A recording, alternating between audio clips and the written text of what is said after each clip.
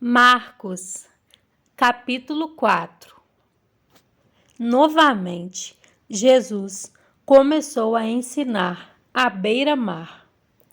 Reuniu-se ao seu redor uma multidão tão grande que ele teve que entrar num barco e assentar-se nele. O barco estava no mar, enquanto todo o povo ficava na beira da praia.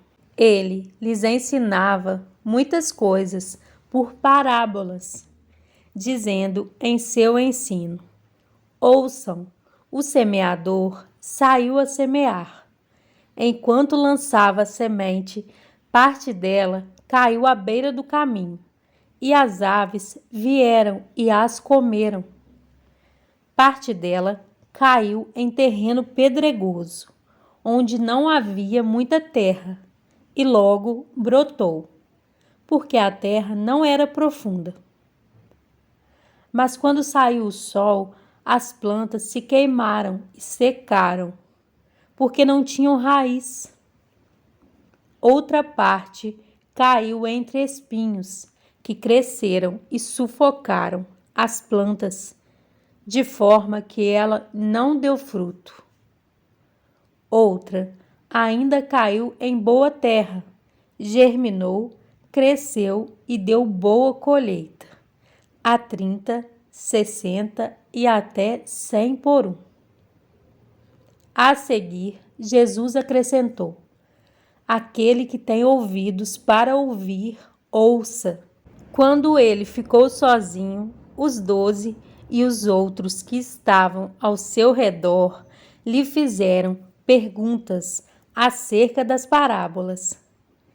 Ele lhes disse: a vocês foi dado o mistério do reino de Deus, mas aos que estão fora, tudo é dito por parábolas, a fim de que, ainda que vejam, não percebam, ainda que ouçam, não entendam. De outro modo, poderiam converter-se e ser perdoados. Então Jesus lhes perguntou: vocês não entendem esta parábola? Como então compreenderão todas as outras parábolas? O semeador semeia a palavra. Algumas pessoas são como a semente à beira do caminho, onde a palavra é semeada. Logo que a ouvem, Satanás vem e retira a palavra nelas semeada. Outras, como a semente lançada em terreno pedregoso, ouvem a palavra e logo a recebem com alegria.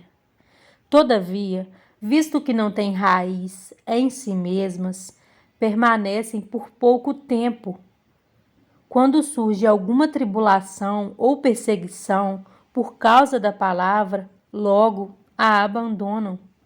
Outras ainda, como a semente lançada entre espinhos, ouvem a palavra, mas quando chegam as preocupações desta vida, o engano das riquezas e os anseios por outras coisas sufocam a palavra, tornando-a infrutífera. Outras pessoas são como a semente lançada em boa terra. Ouvem a palavra, aceitam-na e dão uma colheita de 30, 60 e até 100 por um. Ele lhes disse: quem traz uma candeia para ser colocada debaixo de uma vasilha ou de uma cama? Acaso não a coloca num lugar apropriado?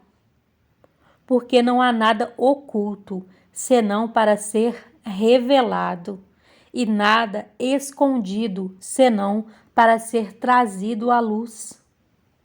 Se alguém tem ouvidos para ouvir, ouça. Considerem atentamente o que vocês estão ouvindo. Continuou ele. Com a medida com que medirem, vocês serão medidos, e ainda mais lhes acrescentarão. A quem tiver, mais lhe será dado. De quem não tiver, até o que tem lhe será tirado. Ele prosseguiu dizendo: o reino de Deus é semelhante a um homem que lança a semente sobre a terra. Noite e dia, quer ele durma, quer se levante, a semente germina e cresce, embora ele não saiba como. A terra por si própria produz o grão, primeiro o talo, depois a espiga, e então o grão cheio na espiga. Logo que o grão fica maduro, o homem lhe passa a foice, porque chegou a colheita. Novamente ele disse: com que compararemos o reino de Deus? Que parábola usaremos para descrevê-lo?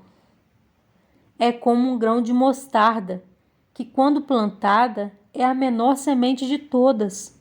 No entanto, plantada, ela cresce e se torna a maior de todas as hortaliças, com ramos tão grandes que as aves do céu podem abrigar-se à sua sombra. Com muitas parábolas semelhantes, Jesus lhes anunciava a palavra, tanto quanto podiam receber. Não lhes dizia nada sem usar alguma parábola.